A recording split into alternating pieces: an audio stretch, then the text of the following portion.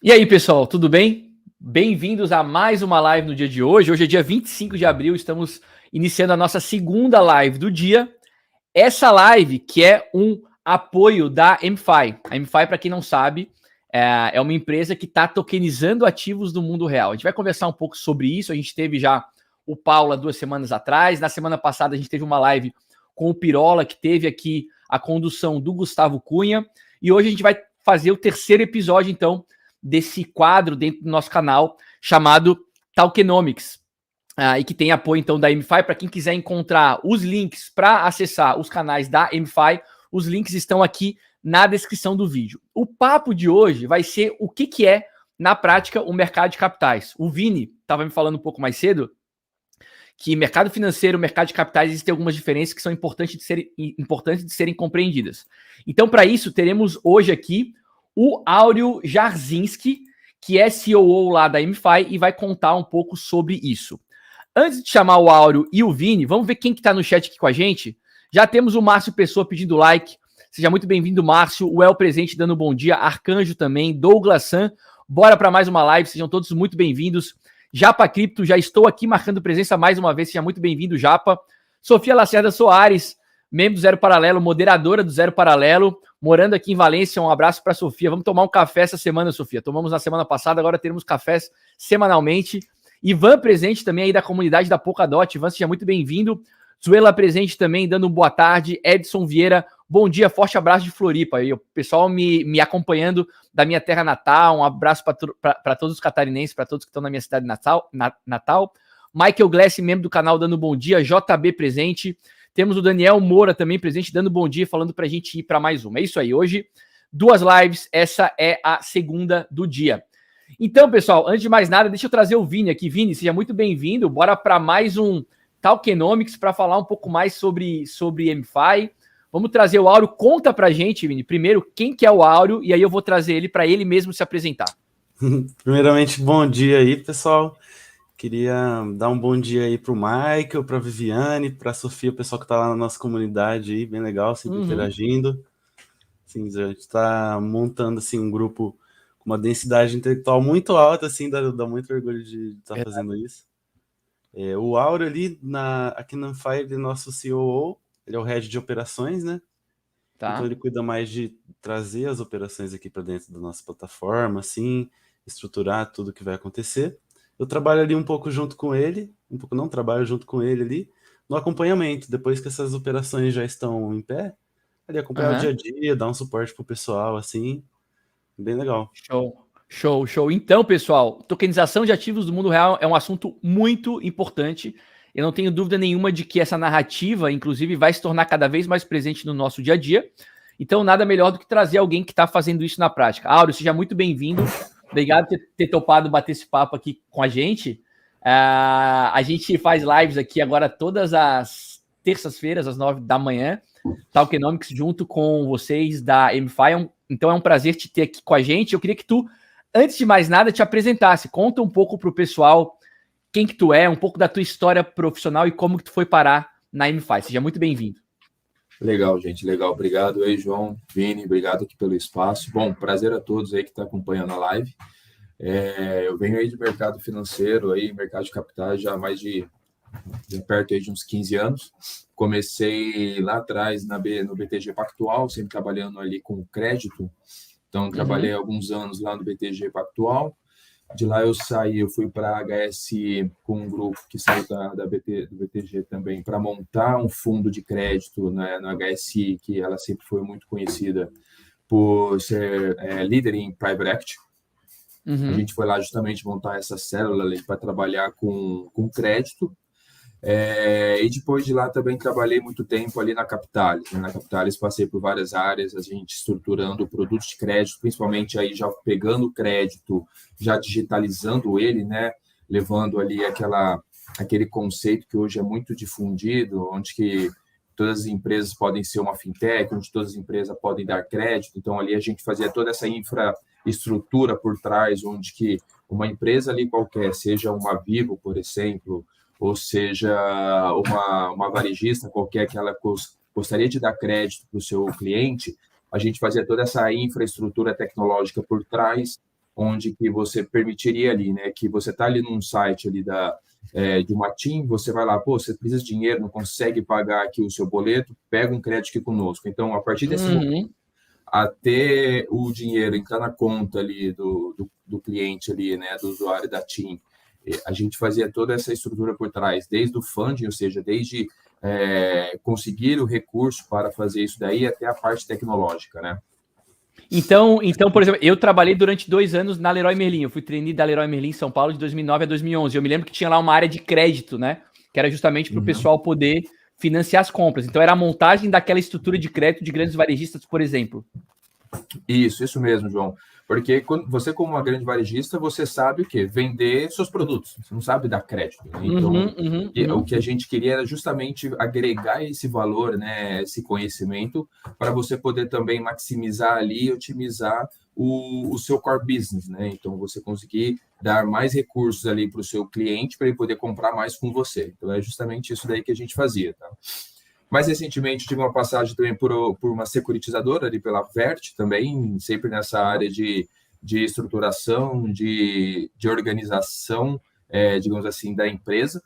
E recentemente vim aqui para a Anfai, estou na Anfai desde janeiro, né? Comecei aqui no dia 2 de janeiro, então legal, virada recente. de ano ali, bem recente. E aqui eu estou, enfim, junto com o Paulo, com o Vini, com o Piroli e os demais aqui, trabalhando aqui duro para a gente organizar e levar esse conceito aí de DeFi para todo esse ecossistema de crédito dentro do mercado financeiro. Que legal, cara, que legal. É muito bacana conhecer a história das pessoas. Eu queria saber de ti, ó, o LinkedIn do Auro tá aí no chat e também tá na descrição do vídeo para quem quiser tentar contactar ele, trocar uma ideia, o canal tá aí. Ô, Auro, e quanto é que tu já entendia de blockchain, assim? É um papo novo para ti ou é algo recente que tu tá tendo que aprender a respeito? Porque a MFI, no final das contas, usa blockchain para fazer toda essa mágica acontecer, né? Tu já conhecia disso ou é algo recente para ti? Vou ser sincero que eu conhecia pouco, tá? Blockchain realmente, para mim, ele sempre foi muito associado ali à criptomoeda, mas quando eu comecei ali, já no ano passado, eu já comecei a me interessar mais, eu já estava me aprofundando mais, aí você começa a entender que ela tem infinidades de aplicação, né? Não é cripto ali, é só mais uma delas, entendeu? Então, confesso que, apesar do meu longo histórico na parte aí financeira e de crédito, blockchain tem sido uma coisa bem mais recente, e agora aqui na Anfai, obviamente, me aprofundando ali 100% ali no nosso dia a dia. Que legal, que legal. O Vini estava me falando um pouco mais cedo, cara, que a importância de a gente distinguir o mercado financeiro e o mercado de capitais, né? Qual que é a diferença de uma coisa para outra?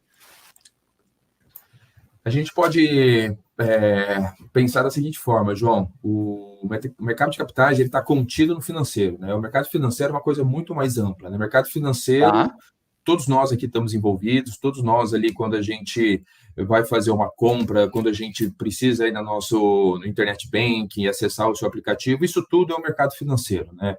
Ele envolve ali toda essa parte de empréstimos, depósitos, ele envolve também essa parte das ações que as empresas têm na bolsa, moedas, enfim. Agora, o mercado de capitais em si, ele é um pouco mais restrito, né? Ele, na verdade, ele está focado mais ali numa forma de captação de recursos para as companhias.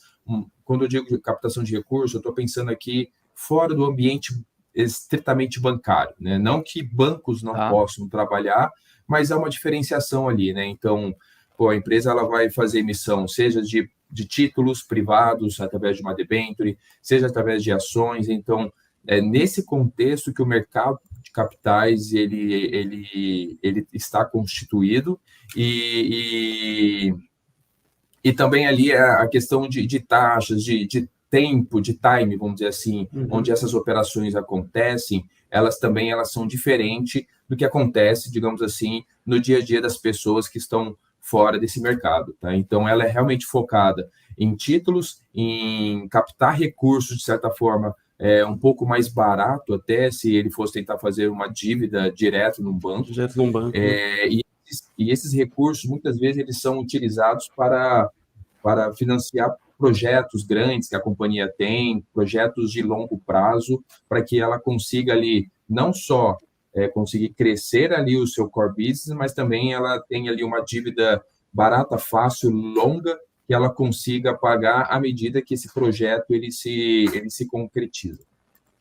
Vini, quer complementar? Manda. Só trazendo um contexto aqui, por que eu trouxe esse assunto, é que aqui, por exemplo, perto aqui da tokenização que a Anfai faz, é muito próximo do mercado de capitais, na verdade 100%. Mas para um pessoal que não está tão ligado assim no mercado financeiro tradicional, que é mais criptonativo, isso soa estranho, já começa vários termos assim, mercado de capitais, recebíveis, o que é isso, sabe? É engraçado que aqui no time da Anfai a gente tem esses dois perfis, o pessoal criptonativo, os nativos, e o pessoal mais mercado financeiro, sabe? Eu e o Auro é os dois opostos, assim, a gente super se ajuda uma coisa na outra. Eu até... acho que uns 2 meses atrás, né, Auro, eu botei você para criar a primeira carteira, né? É verdade. Eu falei, Vini, me ajuda aqui, porque, cara, como que eu uso esse MetaMask aqui? Então era uma coisa recente para mim. Confesso que eu nunca tinha usado ele ali eu diretamente, mas então a gente se complementa bem aqui. O Vini, puta, ele sabe demais aí desse mercado, e aí a gente se complementa em conhecimento, né? Com certeza. E aqui, no meu caso foi o contrário, né? Cheguei aqui não faz tipo instrumentos super básicos de crédito, eu também não sabia o que era, sabe? Mas enfim, aqui é o próprio nome diz, né, Vini? Só que a gente não se atenta, né? Mercado financeiro, pelo que o Auro tá explicando, é o mercado que todos nós acessamos. O mercado de capitais é como um mercado para financiar, por exemplo, uma empresa, para eu, por exemplo, sei lá, eu preciso fazer quando eu estou, por exemplo, antecipando um recebível para uma empresa, eu estou financiando aquela empresa, né?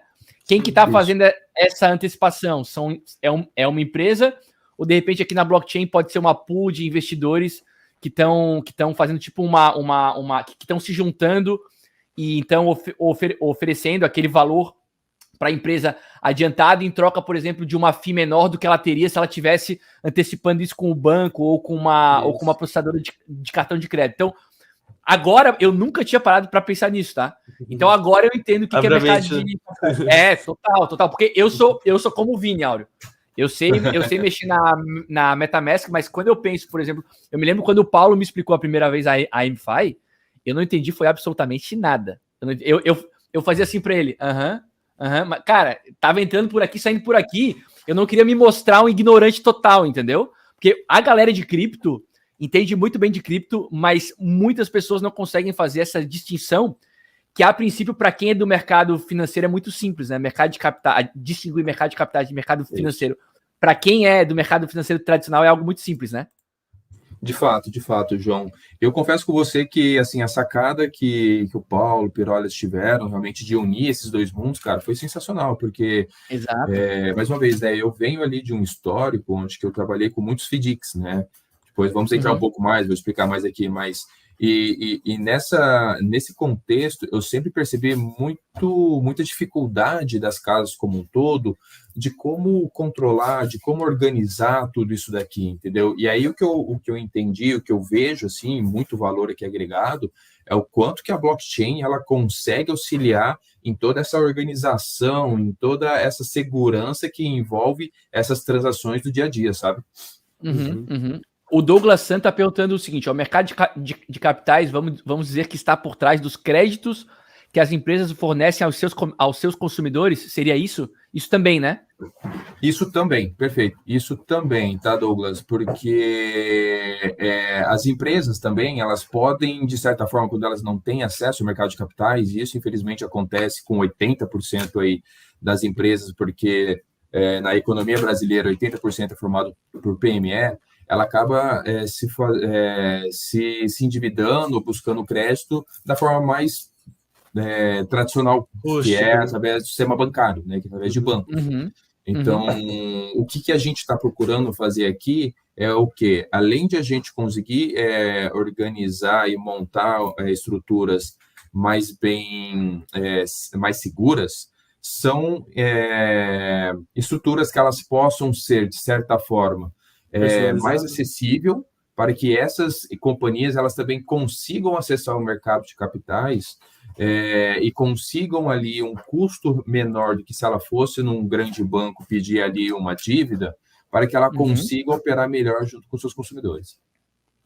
Só pessoal, assim, ó, eu venho de 20 anos de varejo, né?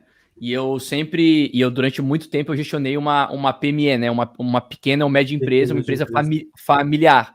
E essas empresas, elas não têm, quando elas vão pegar qualquer tipo de crédito em banco, elas não têm muito espaço para negociar e tal. Elas são os pequenos, né? Dentro da negociação não tem muita margem.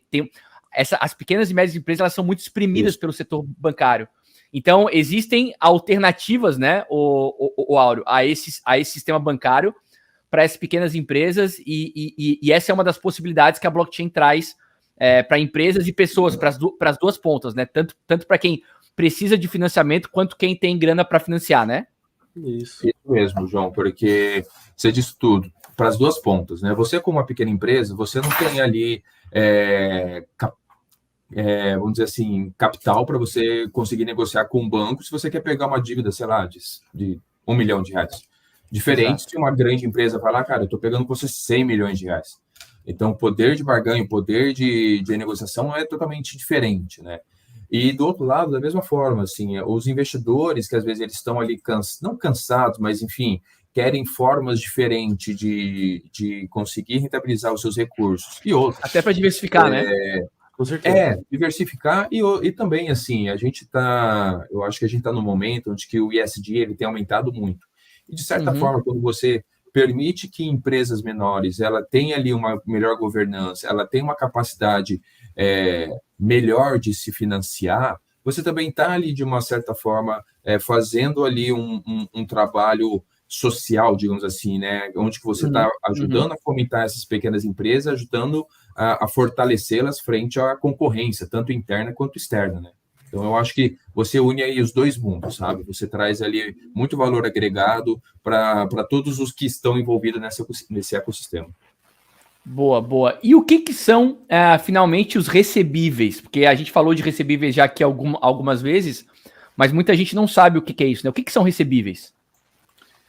João, recebíveis é tudo aquilo que uma empresa, é todo o valor que uma empresa transaciona com o seu cliente, né? Seja uma empresa B2B, ou seja uma empresa B2C, ou B2B2C, enfim, tudo que você transaciona e gera ali um a receber, né? Seja ali através de uma duplicata, seja ali através de um título de dívida, seja ali, enfim, através do que for, isso é um recebível.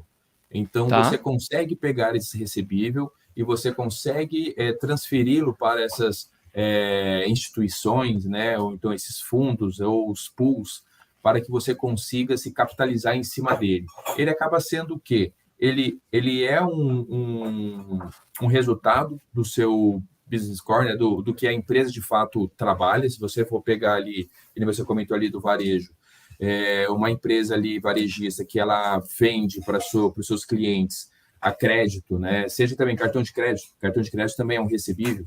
Então, assim, tudo que é um valor que é resultado da venda que a empresa faz, é um direito creditório, é um recebível. E isso pode ser transformado, de certa forma, em garantia, por isso estou colocando aspas aqui, que na verdade ela acaba sendo um lastro para que essa empresa vá até ali no mercado de capitais e fale, olha, tá vendo todos esses recebíveis que eu tenho aqui, que eu tenho transacionado com os meus mais de 10 mil clientes? Então, eu quero pegá-lo, eu quero utilizá-lo ali como garantia, como um lastro, na verdade, para eu conseguir me capitalizar, para eu conseguir fazer, enfim, projetos, para eu conseguir ter ali um fluxo de caixa melhor, para eu conseguir organizar algumas coisas. Então, recebível é isso. Tudo que uma empresa transaciona, isso pode ser transformado em lastro. O que seria lastro, né? Lastro é aquilo que dá segurança. Garantia. É uma garantia para quem vai antecipar, né? Para quem vai antecipar. Pega um empréstimo e dá uma casa de garantia, né? É o lastro. Exato. A gente lá negociava muito, por exemplo, os clientes compravam muito com cartão de crédito. E a gente parcelava em até 12 vezes. Então, por exemplo, às vezes o fluxo de caixa da empresa precisa que a grana entre, mas o cara vai levar lá 12 meses para receber. Ele tem lá dinheiro para receber durante 12 meses. Se o varejista precisa, por exemplo, antecipar a caixa, por exemplo, para pagar fornecedores, para pagar imposto, para pagar a equipe, ele pode, então isso é um recebível, ele pode de alguma maneira antecipar esse dinheiro que ele levaria 12 meses para receber antes. Só que se ele faz isso utilizando o cartão de crédito, por exemplo, que é quem faz esse parcelamento, o cara deixa um percentual razoável da venda ali, né? Então o cara pode acessar o mercado de capitais para tentar fazer essa antecipação a um custo mais baixo. É mais ou menos isso? Perfeito. É perfeito, João, é isso mesmo. E além disso, quando você está falando em utilizar esse recebível, que nem você deu esse exemplo muito, muito bem pontuado, se ele for fazer direto ali com a bandeira dele, ali, com o adquirente dele, o que ela vai fazer? Ela só vai antecipar para ele o valor que ele tem daquela venda, né? Pô, se o cara vendeu ali 10 mil reais em 10 vezes, ela só vai pegar aquele valor, vai aplicar uma taxa ali alta de desconto, falar, beleza, disso daqui que você tem para receber, eu vou te trazer isso, né? Um valor menor, mas apenas um valor daquela venda. Quando você pega isso e leva para o mercado de capitais, a gente fala, né? Ele pode se alavancar sobre esse valor. Então, assim, se o fundo, enfim, né, aqui do mercado de capitais, olha os recebíveis ali de uma varejista, vê qual que é, digamos assim, a qualidade que os clientes que aquela empresa tem, né? Que você percebe que, poxa, ele não tem inadimplência alta, os clientes para quem ele vende ali parcelado são clientes idôneos, está sempre pagando ali em dia as suas dívidas. Ele pode não só pegar aquele pequeno recurso que ele estaria antecipando, além de ele fazer ali uma antecipação por uma taxa menor, ele pode se alavancar, então pegar alguma coisa em torno de 2, 3, depende, obviamente tudo depende das análises econômicas, 4 vezes o valor em cima daquilo que ele teria a receber de uma única venda, entendeu? Então é aí que está a magia, digamos assim, do mercado de capitais, é você poder se alavancar sobre um valor pequeno que você tem ali de uma venda, para você conseguir trazer um recurso maior para, foi o que você falou, trazer ali uma questão de pagamento ali de funcionários, fornecedores, ou até mesmo construir um novo projeto para a companhia, sabe? A pergunta que eu faço para vocês é: o pequeno varejista tem acesso ao mercado de capitais ou a única opção dele é antecipar o cartão de crédito com a bandeira por onde ele fez a compra? O pequeno varejista. Atualmente ele só tem o banco, esse tipo de antecipação realmente com a credencial dele, João, infelizmente. Ele está realmente espremido e ele não tem muitas opções. Tá. Não, legal. Então a gente já falou aqui sobre o que são recebíveis, qual que é a diferença entre mercado financeiro e mercado de capitais. A gente já explicou mais ou menos por que uma empresa gostaria de antecipar esses recebíveis, né? Porque ela precisa, às vezes, da grana antes. Aí, como que é feita essa antecipação? A gente falou, por exemplo, aqui de varejista, que vai fazer uma solicitação, por exemplo, para a bandeira, vai negociar lá uma taxa e é isso. Mas uma grande empresa, como é que ela faz essa antecipação de fato? Como é que isso acontece? Ela precisa de uma intermediária? Ela acessa direto empresas que fazem esse tipo de serviço para empresas maiores? Como é que isso aí acontece? Isso acontece normalmente, você tem um grupo de empresas que trabalham para isso, né? Então, normalmente, ela vai ali atrás de uma gestora, ela vai ali atrás ou até mesmo de um banco, dependendo, tem áreas diversas dentro desse banco, mas sim, ela pode ir ali atrás de uma gestora, ali onde que ela, olha, eu tenho aqui uma empresa que você falou, maior. Ela vai atrás de uma gestora onde que ela possa querer montar, por exemplo, um FDIC, que é Fundo de Investimento em Direitos Creditórios, onde que ele fala, cara, eu tenho todos esses recebíveis aqui das minhas vendas, eu quero utilizar isso aqui para eu poder me alavancar, para eu poder ter um recurso maior aqui. Então, empresa aí que você está falando, que faturei 100, 500 milhões, que a gente está falando ali que aquelas empresas... elas conseguem fazer isso através de FDICs, né? Então, ela pode pegar tudo isso, montar uma estrutura de um FDIC ali de 50, 60 milhões, colocar todos esses recebíveis das atividades, das vendas que ela faz ali dentro, para ela poder se alavancar através de recursos de investidores que vão alocar ali dentro, eles vão ganhar um percentual sobre essa taxa que é antecipado, todas essas vendas que ela faz e cai dentro desse veículo. Então, eles têm ali uma remuneração em cima desses valores. Ao mesmo tempo, a empresa ela tem um acesso a um capital maior, porque tem dinheiro de investidores ali, onde que ela vai poder utilizar para ela poder acelerar os seus negócios. E aí ela tem, como você disse, como a gente disse aqui, aí ela tem que ir ali atrás de uma gestora, onde que a gestora ela vai conseguir trazer ali um escritório de advocacia, enfim, vai trazer ali um administrador do fundo. Então, tem todo um ecossistema onde que eles vão ajudar essa empresa a construir um veículo para ela ter acesso a esse mercado de capital através desses fundos. Tá, e quem é que pode... Desculpa, Vini, vai lá, fala. É que eu tô aqui, a minha cabeça, eu tô entendendo isso pela primeira vez, a minha cabeça tá fritando, mas vai lá, fala. Muito bom, legal. Complementando aqui, é que esses fundos geralmente vão se especializar em uma área só, sabe? Por exemplo, vai ter um fundo que vai pegar uma expertise. Esse fundo, por exemplo, é um FDIC. Um FDIC é um fundo. Isso, um FDIC. Tá. FDIC é Fundo de Investimento em Direito Creditório. Um direito creditório é um recebível, sabe? Tá. E aí, ele vai se especializar, por exemplo, em antecipar recebíveis dos varejistas, igual a gente tá citando aqui. Tá. Isso. O cara vai se especializar tanto nisso que a análise dele vai ficar cada vez melhor, o nível de inadimplência cai cada vez mais, se torna uma operação cada vez mais eficiente. Se o Lauro quiser complementar. E quem é que pode investir nisso? Por exemplo, se eu, varejo, Sardinha, quiser investir num FDIC, porque deve ser um instrumento financeiro melhor, né? Eu não sei quanto que rende, aí vocês podem depois especular um pouco sobre isso, mas qualquer um pode fazer parte de um FDIC, ou seja, como se fosse uma pool para dar liquidez, por exemplo, para, digamos que seja um FDIC especializado em varejistas. Qualquer um pode participar disso ou não, só investidores qualificados. Existe alguma barreira para investir nisso? Depende, tá, João? Porque, assim, muitas casas, às vezes, elas fazem fundos fechados e esses fundos fechados, eles não permitem que as pessoas, como um todo, acessem.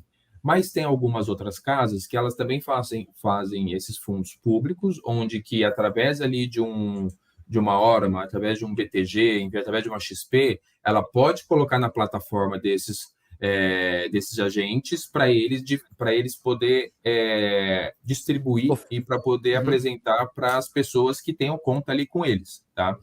Então, isso pode acontecer, mas tudo depende também da constituição desse veículo. Ele pode ser um privado, onde que a própria varejista fala, não, esse fundo aqui eu quero com alguns investidores específicos, né? Pode ser ali um gestor institucional, que a gente fala que são grandes casas, são assets, que daí você faz um veículo fechado, ou não, pode ser realmente ali um veículo onde que ele possa ser distribuído, seja para pessoas físicas como a gente, né? Se, por exemplo, o Vini tem uma conta ali, não sei, na XP da vida, numa Orma da vida, ele pode entrar lá e ver, tem algum FDIC aqui de alguma empresa que eu queira aplicar? Ele pode fazer isso também. Cada um também vai ter suas regras. Então, as regras que tem nesses fundos de direitos creditórios, elas são muito particulares. Então, pode ser que, para um FDIC A, o mínimo a ser aplicado é X, para o B tem que ser Y. Aí, cada um tem... É como se fosse ações ali também, como se fosse fundos de multimercado, né? Cada um tem suas regras e também cada um tem as suas regras também na hora de você resgatar esses valores, tá? Agora, assim, fora os FDICs, né, que eu sei que eu devo muita ênfase aqui, porque eu trabalhei muito tempo com isso, você também tem ali, para esse mesmo grupo de empresas, securitização, né, que você pode fazer através de um instrumento, como uma debênture financeira, onde que você... O que é uma securitização? Todo mundo já deve ter ouvido falar em CRI e CRA. Quando você pega recebíveis, por exemplo, CRI recebíveis de imobiliários, e CRAs é certificado de recebíveis de agronegócio. Então, certificado de recebíveis imobiliários e certificado de recebíveis de agronegócio. Eles nada mais são do que também pegar ali direitos creditórios recebíveis que uma empresa imobiliária, né, seja ali uma incorporadora tenha, enfim, que ela está construindo um grande prédio com grandes contratos, com muitos mutuários, ela pega todos aqueles contratos que eles valem ali num período de 5 anos, X milhões, ela pega tudo aquilo, a gente chama aqui no mercado de empacotar, então coloca tudo aquilo ali junto com outros contratos que ela tem dentro de um pacote, dentro de um instrumento, que normalmente a gente utiliza uma debênture financeira, que aí você consegue fazer, a dinâmica é a mesma, é você pegar aqueles recursos, você colocar dentro de um instrumento para você poder se alavancar. Então, como eu falei ali no FDIC, né? Se você pegou ali uma antecipação de um cartão de crédito de X e você conseguiu se alavancar 3x, na securitização é a mesma coisa. Você também pode pegar todos os contratos que valiam Z e você pode se alavancar 4 vezes Z. Então, todos eles é uma questão onde você constitui lastro, você monta um instrumento, se alavanca sobre aquele instrumento, esse instrumento ele é distribuído por investidores, podem ser aqui investidores institucionais, que a gente fala que são grandes casas, pode ser em investidores qualificados, que são pessoas ali que tenham recursos maiores, ou investidores, nós aqui mesmo, varejistas, enfim, que não têm tantos recursos, mas através de suas plataformas de investimento pode acessar esses instrumentos, tá? Então, você tem também essa possibilidade de securitizar os seus recebíveis e também você, através do mercado de capitais, você acaba acessando aí e se alavancando para obter recursos para os seus projetos. Que loucura, complementando cara. Aqui, gente, o pessoal de cripto, assim, eu já compartilhei muito dessa ideia, assim, odeia a regra, né? Mas essas regras existem, assim, por um motivo, porque aqui, qual é o risco, né? Se a gente for pensar, assim, o originador ali, ele vai fornecer uma certa quantidade de capital, igual o Áureo falou, e vai se alavancar em cima disso. Então, o cara coloca ali 100 mil reais, e a partir desses 100 mil reais ele capta, sei lá, $500 mil, $1 milhão. É 100 mil reais que ele tem para receber, né? É 100 mil reais que ele tem para receber de alguma coisa, né? Pode ser até do caixa dele, assim, se ele quiser começar a operação. Tá. Mas, ok, esses 100 mil reais que ele tem a receber ou do caixa dele vira a garantia da operação e se ele tiver algum prejuízo ali até 100 mil reais, é usado de lastro para pagar os investidores. E o resto? A partir disso, se essa operação der muito errado, os investidores vão perder o dinheiro, entendeu? Não tem nenhuma obrigação. É óbvio que, por exemplo, aqui não faz. A gente só vai trazer operações muito robustas, de pessoas que têm um track record muito grande. Mas a gente sabe como que o mercado é volátil, pode acontecer cagada aí no meio, sabe? Então existem produtos ruins também, então, ou ruins, ou com risco maior, né? Então, por exemplo, o cara tem 100 mil para receber, ele empacotou isso e levantou 1 milhão. Uhum. Ele conseguiu levantar 1 milhão por quê? Porque essa empresa tem a expectativa de receber mais, de aumentar os ativos dentro daquele pacote, que vão repagar aqueles que alavancaram a operação dela. E aí corre o risco de não conseguir aumentar os ativos que estão dentro desse pacote. Como é que funciona? Porque assim, se o cara empacota 100 mil e ele pega 1 milhão, tem 900 mil de risco aí, certo? Que não tem lastro. Isso, que é dos investidores. Da onde que vem esse lastro? Na verdade, o que acontece aqui, João, é o seguinte, o risco acontece quando você começa a ter ali muita inadimplência em cima daqueles recebíveis que você imaginaria que você, enfim, poderia receber e não recebeu, né? O que o investidor ele vai receber é sempre ali um valor atrelado, enfim, vamos supor aqui que a gente vai fazer um fundo ali de 2 anos, né? Sei lá, de 5 milhões, só que dentro desses 5 milhões aí, e dentro desse valor que você tem ali de recebíveis que eles vão performar, o investidor ele vai ter um teto, onde que ele vai receber, ele vai receber, sei lá, 20% ao ano, né? Então, o importante desses recebíveis ao longo desse período é que ele performe 20% ali ao ano para que o investidor ele consiga retirar esse valor que ele investiu. O valor que você monta esses veículos, eles normalmente eles têm que valer acima do valor que você vai pagar para o seu investidor. Né? Não adianta eu falar que eu vou pagar para o meu investidor aqui 20% ao ano, sendo que eu tenho ali um monte de recebíveis que eles só performam 10% ao ano. Aí você não tem giro dentro do veículo para você conseguir performar, para você conseguir pagar os seus investidores. Né? Então, quando você vai pegar uma empresa e seus recebíveis para analisar, a primeira coisa que você tem que olhar é justamente isso. Não, beleza. Qual que é a performance que esses recebíveis têm? Qual que é o tempo de duração que esses recebíveis têm? Porque você gira a carteira, né? Quando a gente está falando que gira a carteira, é o chamado prazo médio, né? O cara ele vende ali com duplicatas que elas vencem a cada 90 dias. Beleza, eu vou fazer um veículo de 2 anos, por exemplo. Então, você sabe que a cada 90 dias, você tem um volume ali daquele lastro se renovando. E esse volume que se renova a cada prazo médio, ele tem que performar acima da taxa que você acordou com seus investidores, para que nesses novos ciclos de novos direitos creditórios, esses investidores consigam retirar o seu recurso, você consegue manter ali aquele colchão de liquidez para a empresa conseguir também pegar o recurso e operar, e no final não tem inadimplência, tudo é pago e o veículo ele é um veículo saudável. O que acontece, o que realmente acontece, e o que pode dar problema para investidores, para a empresa, é quando você não tem realmente análises bem feitas, onde que às vezes o cara acha que o veículo, os direitos creditórios estão performando ali 20% ao ano, mas eu consigo pagar 19% ao ano para os investidores. É muito arriscado. E aí, porque qualquer inadimplência que você tem ali já impacta já não vai conseguir pagar. É isso, entendeu? Então, tudo depende desse prazo médio, dessa revolvência que acontece dentro, onde que entram novas compras, entram e saem, e o valor que você tem para você pagar para os investidores e o valor que, de fato, esses direitos creditórios estão performando dentro do veículo. É assim que se paga. Boa, a Carol tá falando que ela também é dos dois mercados, tá falando que tá amando a live, muita oportunidade para os pequenos investidores que ainda têm medo de cripto. Pode ser uma porta de entrada. Aliás, deixa eu falar uma coisa para vocês aqui, ó, somos mais de 110 pessoas nos assistindo agora simultaneamente. Tem o link aqui, ó, pro grupo da MFI no WhatsApp. Então, para quem quiser estar mais próximo do time, ajudar a construir, tirar dúvidas, o link é esse, participem lá.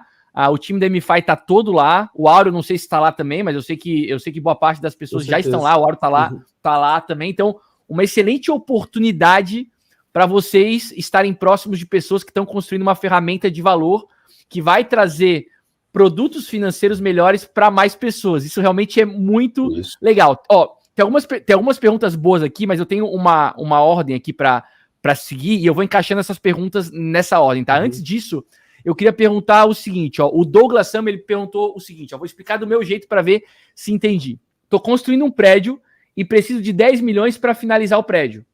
Meus recebíveis viriam dos arrendamentos.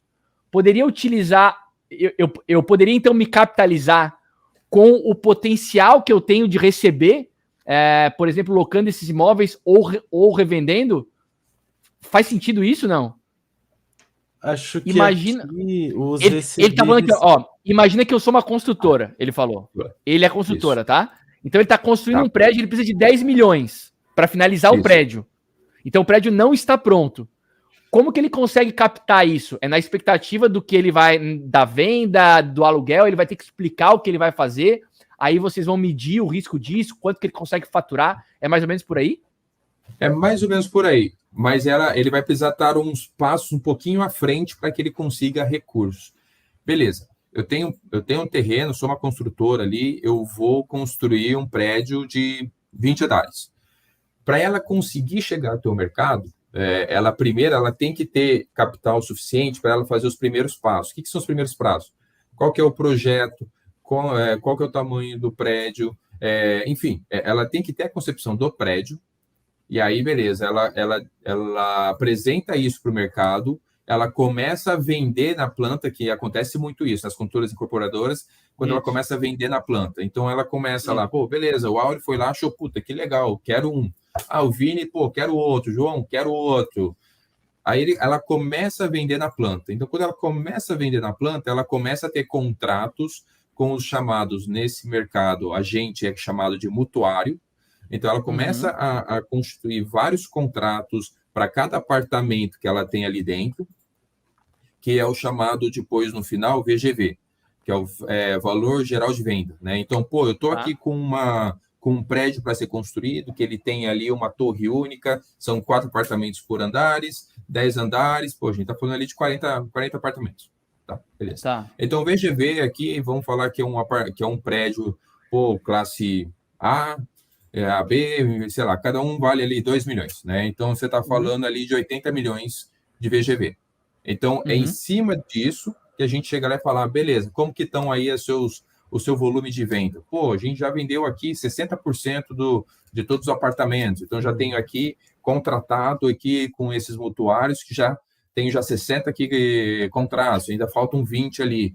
Então, é em cima desses contratos, quando ela já tem essas etapas ali iniciais já constituídas, que a gente pega todos esses contratos, a gente analisa para ver ali o quão amarrados juridicamente esses contratos estão, para a gente entender aqui, no caso de imobiliário, você tem umas questões um pouco mais de questão de distrato, que aconteceu muito, você olha muito também o mercado, a parte macroeconômica, para entender se, pô, a gente está no momento bom para lançar prédios, como que está os estoques de prédios das construtoras como um todo no mercado?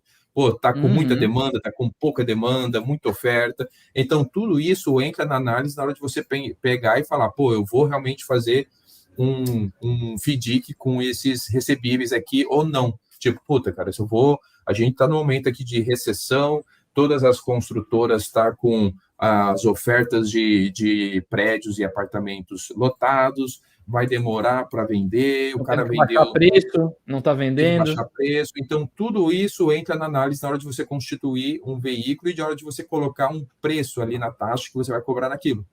Mas é assim que se faz. Então, em cima desses contratos, a construtora já tem que ter evoluído em algumas etapas iniciais.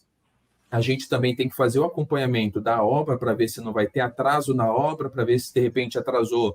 Poxa, atrasou, eu, Áureo, não vou continuar pagando, tem que você vai lá e paga de novo. Então, isso impacta no fundo, daí o outro também, que a obra atrasou, não paga. Isso aí começa a afetar a performance do fundo. Então, há uma série de dados que você acaba olhando, tanto da empresa quanto do mercado, para você olhar e ver se, pô, faz sentido ou não a gente construir, e também dos mutuários, para entender se são mutuários bons, que não são aqueles inadimplentes, que não têm deixado de pagar as suas obrigações. Mas é dessa forma que a gente faz ali a análise, que a gente entende o que fazer para poder dar um crédito numa consultora aqui ou numa incorporadora, como foi o exemplo. Aqui trazendo um contexto maior, aqui no contexto da Anfai, além de outras pessoas, é muito a Áureo assim, que faz essa análise, né? De quais operações vão entrar aqui. Sim. Está fazendo Cara, que loucura, que responsabilidade, hein? Que responsabilidade. É uma responsabilidade grande, porque você tem que fazer muito meio de campo ali, que eu sempre falo aqui com o pessoal, de você tem que trazer um produto para a construtora, aqui no caso, né? Para o originador, que a gente chama, que é bom para ele, mas ao mesmo tempo que seja seguro e que seja atrativo para o investidor. E é nesse sentido que a união do blockchain, aqui que a gente está fazendo na Anfai, faz toda a diferença, que é aqui que eu vou fazer o link. Quando você está falando de operações nesses fundos imobiliários, né, por exemplo, com 10 mil contratos, 100 mil contratos, imagina, por exemplo, em São Paulo, a gente vê muito isso, né, esses complexos que você faz ali com 5 torres, 20 andares. Olha o quanto de contrato que você tem que analisar e para você ver se eles estão performando bem ou não. Que loucura, cara. No veículo tradicional, isso é feito manualmente, isso é feito por amostragem, As auditorias que elas ocorrem por amostragem. Beleza, vamos pegar aqui nesse último trimestre, a gente tem ali 10 mil contratos que estão rodando dentro do veículo, vamos pegar uma amostragem de 1.000, exemplo. Então, ela não consegue... Faz a média, né? Geometria fazer em tudo.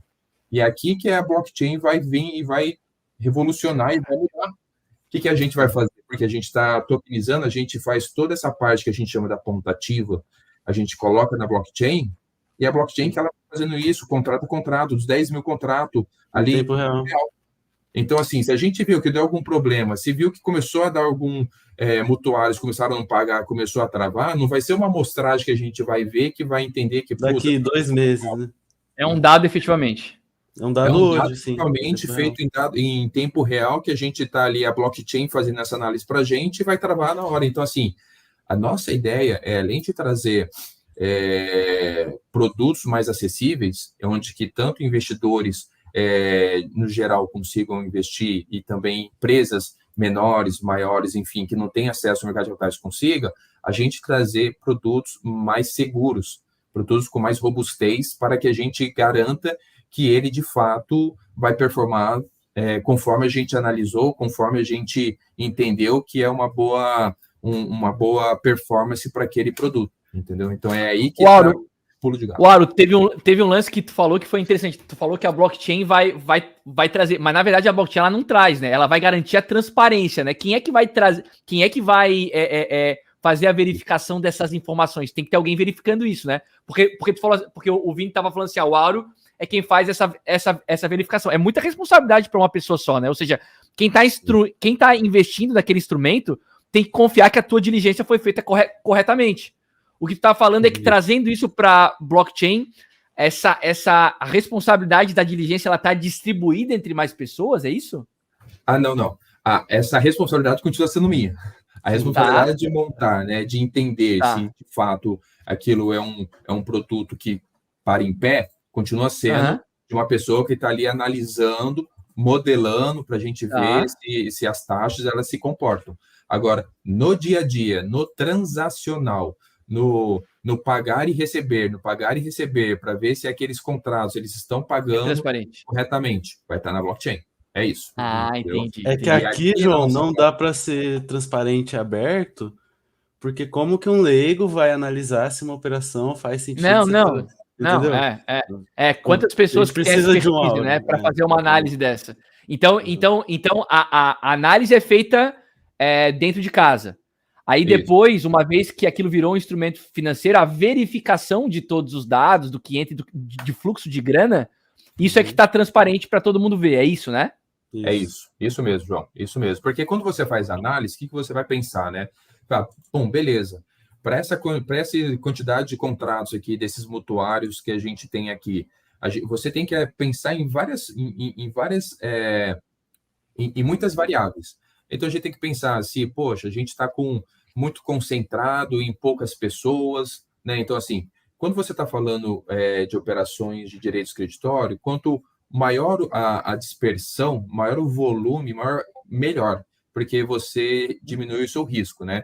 Óbvio, se você vai aplicar em algum lugar onde que você depende de apenas uma entidade performar bem e em outra que você depende de 10 performar bem, você tem mais chances que essas 10 performem melhor do que apenas uma, né? Essa aqui ela tem um risco muito maior.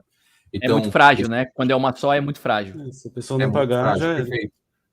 Então é isso daqui que a gente tem que analisar. Então você vai olhar lá e falar, bom, beleza, para essa operação aqui tem que ter uma concentração de mutuários de até tanto, a inadimplência não pode passar de tanto, o prazo do fundo vai ter que ser de tanto, porque os contratos têm um prazo de tanto. Então, toda essa análise você faz a hora de você montar o veículo.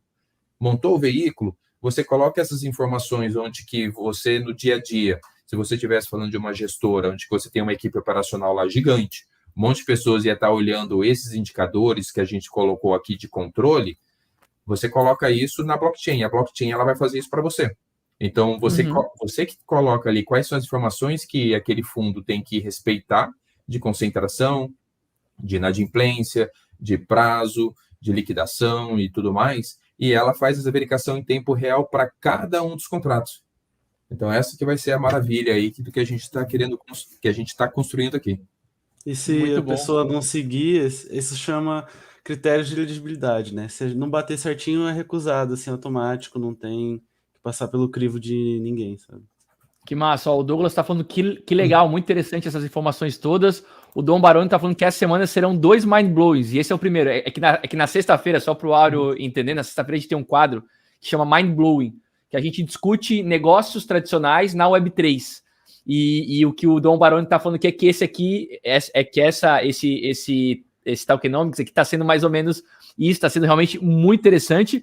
A Gabriela Souza está perguntando se tem vídeo sobre o assunto do canal da MFI. A ideia, Gabriela, é que a gente eduque muito através desse quadro aqui no meu canal, e quem sabe a gente pegue alguns trechos, né, Vini, desses vídeos todos aqui, talvez resumidos sobre determinados tópicos, e poste lá. Então, fiquem atentos ao canal da MFI. A gente tem uma página no Notion também que tem muitos materiais sobre. Eu mandei aqui no aonde chat. que tá o link? Aqui, tá. Pinga pro pessoal. Gente, todo mundo convidado a acessar o nosso Notion ali. Tem muitos materiais, tá o nosso white paper, perguntas frequentes. Tá aí, vídeos explicativos, vocês vão entender ali como funciona um pool da Anfai na prática, que é um pouco diferente assim, do que dos pools DeFi tradicional. Enfim, muita coisa legal ali. Pessoal, se informe a respeito disso, porque isso é o futuro, tá? Isso é o futuro e a gente está saindo aqui na frente. Não tem muito conteúdo sobre isso, muito menos trazido de maneira tão didática por pessoas que sabem o que estão fazendo, que já fizeram e que vão fazer em blockchain agora. Ô, Áureo, e quais são as vantagens da blockchain assim, para os originadores? Tu já falou algumas, né? Mas só para a gente deixar mais claro, assim, quais são as vantagens da blockchain do ponto de vista dos originadores? Olha, do ponto de vista do originador, menos intermediários, né? Então, assim, como eu falei ali no começo, né? Quando você vai querer construir um veículo desse tradicional, você tem que ter um gestor, você tem que ter ali um administrador, você tem que ter um escritório de advocacia, você tem muitos intermediários para você conseguir construir um veículo para você operar. É por isso que eles costumam ser caros, é por isso que eles não são tão acessíveis para empresas menores, porque o custo é muito grande e você não consegue fazer um veículo com um volume muito baixo, né? Então, você normalmente ali, não é padrão, tá? Mas normalmente a regra para um FDIC começar no sistema tradicional, ele começar a ser rentável, ele tem que ter no mínimo ali de 25 a 30 milhões de reais, né? Então, quem consegue, né? Empresas no dia a dia consegue fazer isso. Então, a nossa ideia é que a gente, reduzindo essa quantidade de intermediários, porque a gente está falando de um pool. Então, se a gente está falando que a gente tem ali dentro com a blockchain, onde que ela faria toda essa parte de gestão, toda essa parte de administração, toda essa parte que fica analisando tudo que está acontecendo ali, e a blockchain consegue suportar isso, você consegue ter menos intermediários, você tem mais rapidez para você conseguir colocar esse seu veículo no ar. Quando você vai construir um FDIC de modo tradicional, você leva ali 6 meses para você conseguir colocar ele operacional. E também mais liquidez. Mais liquidez, por que eu digo mais liquidez? Porque ele se torna fácil de ele conseguir acessar esse canal, ele consegue encontrar uma gama maior de investidores, que não precisa ser somente um investidor institucional ou um qualificado. Então, assim, pode ser um monte de investidor pequeno. Um monte de investidor pequeno e que confia, que entende ali que não está sendo no que está acontecendo. Então, para o originador, eu vejo principalmente esses dois pontos, tá? E obviamente, né, esses dois aqui, ele traz ali a capacidade do investidor, do originador menor conseguir acessar o mercado de capitais. Esse é o grande ganho para ele aqui. Então, assim, tem um originador lá que é um cara que é um especialista, por exemplo, em precatórios. O cara vai poder criar lá uma pool e abrir para investidores de varejo comporem a liquidez para antecipar esse tipo de recebível. É mais ou menos isso? Perfeito, João. Na verdade, a gente subiu uma operação parecida com essa mês passado, né, Áureo? Acho que o Áureo deu uma travadinha. Sim, e assim, com um originador aqui pequeno, aí lá do sul, onde que a gente está começando, por exemplo, esse pool, a gente está começando com... Porque hoje ele já operava de uma forma, digamos assim, independente. Ele já tinha ali alguns contatos, né, alguns investidores, que ele era a pessoa especializada no precatório. Agora, o que ele fez? Ele está, podemos dizer assim, que ele está institucionalizando, ele está crescendo, né, ele está deixando a estrutura dele mais profissional. Então, a gente conseguiu construir esse pool para ele, ele está trazendo inicialmente esses investidores que já operam com ele para dentro do pool, e a gente também aqui no nosso canal de distribuição, a ideia é a gente conseguir também dar mais acesso para outros investidores, também conhecer esse produto dele, e não só aqueles poucos, não vou dizer poucos, né, mas aqueles investidores que ele já trabalha atualmente. E do ponto de vista do investidor, o pequeno investidor poder se expor a um produto financeiro melhor, porque são produtos financeiros melhores, né? Quanto rende mais ou menos? Qual que é a média de rendimento de um recebível? Vocês têm esse número ou não? João, depende muito do produto, depende muito, vários fatores, mas na média a gente está procurando aqui levar alguma coisa aí em torno de 20% a 25% ao ano para os investidores, né? Então, o que a gente costuma falar a gente está falando ali de CDI mais 8, CDI mais 6, É muito alguma bom. coisa É disso muito daí. bom. É muito É bom. muito bom, é muito bom. É de um negócio de renda fixa, né? Que não tem volatilidade. E qual que é a diferença aqui, né? Ela é uma renda fixa e ela é também um produto que ela tem muito mais controle, muito mais segurança e uma Transparência. rentabilidade maior, porque a partir do momento que você tem controles melhores, que evita que inadimplências ocorram e você tem menos intermediário, onde que evita que o custo do produto ali, do instrumento seja alto, você consegue pegar tudo isso e reverter em rentabilidade. Por isso que a gente consegue Não, entregar rentabilidades maiores. Um dos intermediários lá que o sensacional. Áureo citou é, por exemplo, alguém que vai trazer esses dados transparentes para os investidores, entendeu? Com a blockchain, o cara consegue ver em tempo real o que está acontecendo, sabe? Imagina você ter que esperar um mês para saber se o seu investimento que você fez, como que ele está performando, sabe? Cara, isso é sensacional. A Carol tá falando assim, então a MFI tem um checklist, o checklist chama-se Áureo, para aprovar os produtos da plataforma e os dados são pegos na blockchain. É isso, Áureo? É isso, Carol. De forma maneira bem resumida, ela entendeu bem. E sim, Cara, e tu vai e esse trabalho é teu sozinho? Tu vai ter que é tu que faz esse trabalho? Se eu tens uma equipe, como é que é isso? Curiosidade de bastidores já. A equipe é eu e o Áureo mesmo. O Áureo é instrutora e eu fico lá segurando o piano depois. Então, que a gente, por enquanto, a gente faz realmente ali, aqui a gente tem algumas ferramentas, então a gente procura ter ali uma questão de modelagem, que a gente já coloca alguns dados, que a gente... a experiência também traz sabedoria, né? Porque ali você já entende um pouco o determinado setor, que tipo de análise que você tem que fazer, você sabe que uma análise que você faz ali no setor imobiliário é diferente que você faz numa análise de varejo, então tem ali algumas ferramentas para você modelar e colocar aquilo que ele está te trazendo como laço, para ver como ele vai performar, se for em 5, se for 10, se for 20 anos. Aqui é uma questão mais realmente de matemática financeira, com alguns indicadores que você tem que olhar e entender como eles estão performando.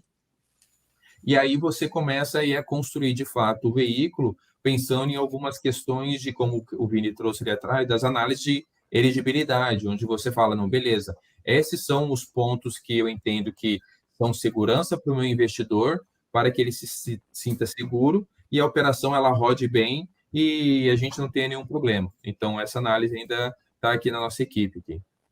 Que legal, cara, que legal. O Rodrigo falou o seguinte, que a regulamentação vem e que os governos de diversas instâncias locais usem as blockchains para compras, pagamentos de funcionários e recebimento de impostos. O futuro é cripto contra a corrupção. Ó, a Carol tá fazendo algumas perguntas aqui boas, ó, que eu também tô me fazendo. Os produtos já estão disponíveis para pequenos investidores? Se não, qual a previsão? Botou na parede, hein? Aqui, pessoal, um negócio bem legal. O João tem aqui, acho que no link da live, os nossos links. Tem. Estão todos na descrição do vídeo.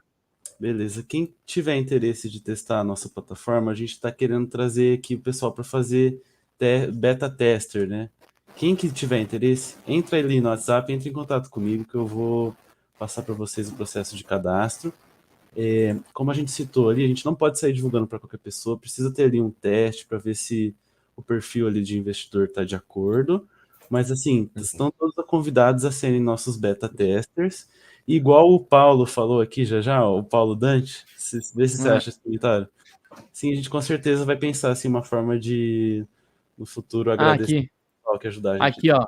Muito promissor, dá para imaginar muita coisa boa acontecendo, porém, pergunta importante. O N-Testnet, sir? Ou seja, quando vai ter aí a ferramenta para testar e o N-Airdrop também. Eles querem saber se vai ter token. Fica aí, fica no ar aí. E um abraço aí pro Paulo aí, sempre fazendo P2P comigo. Ô, João, uma coisa muito importante aqui é que a gente aqui, nós somos muito conservadores no sentido de estar sempre muito aderente, seja do Banco Central, seja das regulações. A gente saber que aí essa questão do blockchain, da tokenização, é um assunto que ainda eles estão tentando entender onde se encaixa, procura da melhor forma seguir todos os parâmetros ali que a CVM traz para mercados e capitais como um todo, tá? Então, por exemplo, investidores que forem entrar aqui, a gente tem ali uma série de perguntas que é o chamado New York Client. A gente tem também ali o Suitability, onde que o investidor ele vai ter que preencher, para ele dizer para nós ali qual que é o perfil de investidor dele, se ele é um investidor mais arrojado, menos arrojado, a gente entender o que ele está procurando. Então, assim, a gente, apesar de toda essa estrutura disruptiva, né, que a gente está querendo fazer em trazer o tradicional junto aqui com blockchain e tokenização, a gente sabe que o mercado tradicional ele tem muitas instruções e tem muitos processos que eles também agregam muito nessa questão de segurança, né? Então, a gente, aqui dentro, a gente também tem tudo isso frente ao que uma CVM, frente ao que um Bacen também exige se fosse um mercado tradicional, tá? Exato. Aqui não é privacidade, anonimato, não vai ser o caso, tá? Vai ser uma ferramenta que para o cara poder investir, ele vai ter que se identificar para evitar a lavagem de dinheiro, para a empresa não ter problema. A empresa está incorporada no Brasil, não pode correr o risco de ter esse tipo de problema. Galera, 1 hora de papo já. Só um último ponto, João, para a gente fechar? Fala, claro. Aqui, pessoal, também tem a questão que a gente comentou dos riscos, assim, que pode acontecer, mas também são produtos mais longos, entendeu? Além de toda a regulamentação, a gente também não quer abrir para qualquer pessoa, assim, também do varejo, porque imagina uma pessoa que cai ali meio de paraquedas, investe um dinheiro que não podia e só vai conseguir resgatar daqui 2 anos, entendeu? O problema, assim, a dor de cabeça. Tem que ter algumas. É que não é que tem que ser seria investidor qualificado, mas ele tem que estar informado a respeito de como o instrumento funciona, né? Porque o cara às vezes precisa. Não é um instrumento de altíssima liquidez, né? Ou seja, o cara precisou de grana amanhã, muito provavelmente em alguns instrumentos ele não vai poder ter, ele vai ter que esperar um período. Então, tudo isso tem que ser medido para o cara não se sentir depois arrependido, lesado. Então tem que estar tudo muito bem desenhado. A gente tinha falado, Vini, que a gente ia logo numa live mostrar para a galera a ferramenta, mas tem algumas mudanças acontecendo agora, por isso a gente não trouxe ainda, né? Mas assim que a ferramenta estiver pronta, com as alterações, a gente vai mostrar aqui como funciona para vocês. E vai ter gota, Vini? O pessoal quer saber se vai ter gota. Vai ter gota. João, fala para mim quantos likes está na live aqui para eu configurar. Nesse momento, nós temos 140 pessoas assistindo. Vamos ver quantos likes tem, hein? Vamos ver quantos likes tem. Tem 140 pessoas assistindo e nós temos 120 likes. 121. Vou dar mais 10 segundos para vocês. 120 likes nesse momento. 130, Vini. 130 likes. Se tu quiser, faz aí 130 gotinhas para o pessoal poder coletar. O Vini já deve estar com tudo pronto ali. Título, imagem, descrição. Não sei se o Áureo conhece, Áureo, mas as gotas são NFTs, são tipo Proof of Attendance aqui. Tipo um POAP 3.0, para marcar esse papo que a gente teve hoje, para as pessoas levarem de recordação. Então, legal. O Vini vai passar um código para a galera vai acessar gotas.social. Deixa eu até mostrar aqui, gotas.social, para ficar fácil para todo mundo encontrar. Deixa eu tirar aqui esse banner e vou jogar o gotas.social. O pessoal entra em gotas.social e vai digitar um código ali. Já fechou aí, ô Vini? Já mintou o metadado? Tô tendo um probleminha aqui. Deixa eu dar um F5, João, na hora de criar a gotinha. Tá. Ô, Áureo, e me conta uma coisa. Qual que é a tua expectativa a respeito da regulamentação? Vocês estão tranquilos com isso? Vocês estão atentos a isso? Tem algum tipo de preocupação a respeito disso, não? Como é que vocês estão? A gente está tranquilo. Para a gente foi uma boa notícia, porque em linha do que a CVM ela trouxe de ver o token como, de fato, um direito imobiliário, é o que é a base que a gente tem aqui na Ampli. Por isso que isso difere muito de outras casas que não entendiam a tokenização como um direito imobiliário. Então, a gente está muito confiante, a gente tem acompanhado muito de perto, conversando muito ali com o regulador, e a gente sabe que agora ali, né, teve ali uma certa... Eles estão colocando junto ali com o entendimento da regulamentação do crowdfunding, né? Então, a gente está seguindo, está de perto e estamos confiantes. A gente gostou do que eles trouxeram. Eu acho que ali dentro do crowdfunding tem muitos pontos que sim são aderentes aqui na tokenização, mas eu acho que ali no longo prazo, Razin, João, vai ter que ter uma regulamentação específica, sabe? Porque hoje aqui eu estou entendendo que, de fato, é uma coisa muito nova, como ali o regulador ele ainda não entendeu isso completo, então ele está tentando dar uma destrinchada para tentar adaptar no que hoje já existe regulamentação, mas eu vejo que não vai ter escapatória de, no longo prazo, ter uma regulamentação específica para blockchain e tokenização. Não, legal. Muito, muito importante essa tranquilidade, né? A galera que está construindo a MFI são pessoas com um track record realmente incrível, então estão fazendo do jeito certo, não tenho nenhuma dúvida disso. Pessoal, então, gota liberada, temos mais de 150 pessoas nos assistindo aqui agora, e o código é o seguinte aqui, recebíveis.